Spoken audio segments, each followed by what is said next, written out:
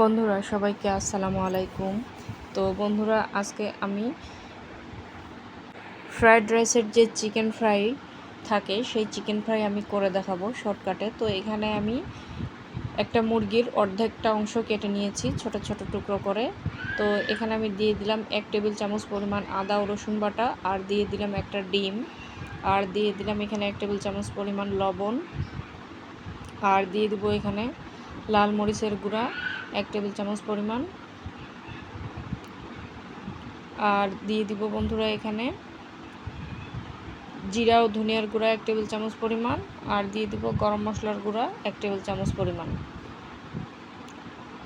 তো বন্ধুরা সবগুলো উপকরণ ভালোভাবে মেখে নিতে হবে।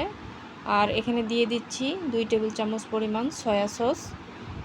তো এখন আমি ভালোভাবে মাংসটাকে ম্যারিনেট করে নিব।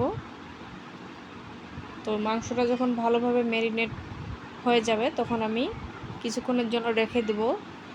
এখন শুধু মাংসটা আমি মেখে নিচ্ছি। এরপরে আমি দিয়ে দিব এখানে 2 টেবিল চামচ পরিমাণ কর্নফ্লাওয়ার এবং 2 টেবিল চামচ পরিমাণ ময়দা।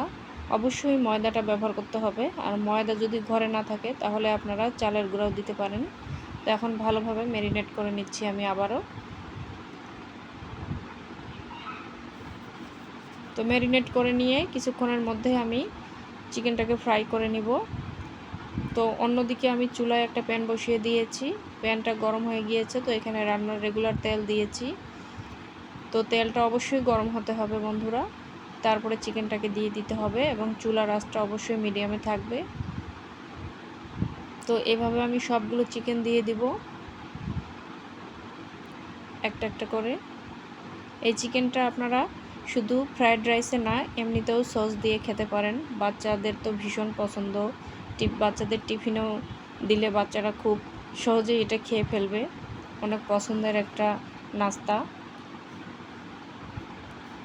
তো কিছুক্ষণ পর আমি উল্টিয়ে দিলাম। সাবধানে উল্টাতে হবে।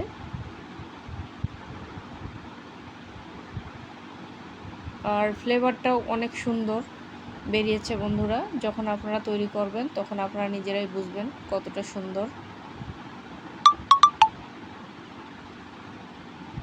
তো এভাবে উল্টাপাল্টা করে আমি নেড়েচেড়ে দিব। তো যখন কালারটা একদম লাল হয়ে আসবে এবং ভাজা ভাজা হয়ে যাবে, ফ্রাই হয়ে যাবে, তখন চুলা থেকে নামিয়ে নিব। তো দেখেন বন্ধুরা আমি চুলা থেকে নামিয়ে নিচ্ছি। তো সবগুলো চিকেন আমি নামিয়ে নিয়েছি। অবশিষ্ট যে তেলটা রয়েছে আমি আবারও বাকি চিকেনগুলো দিয়ে দিব। এভাবে আমি সবগুলো চিকেন ফ্রাই করে নিব।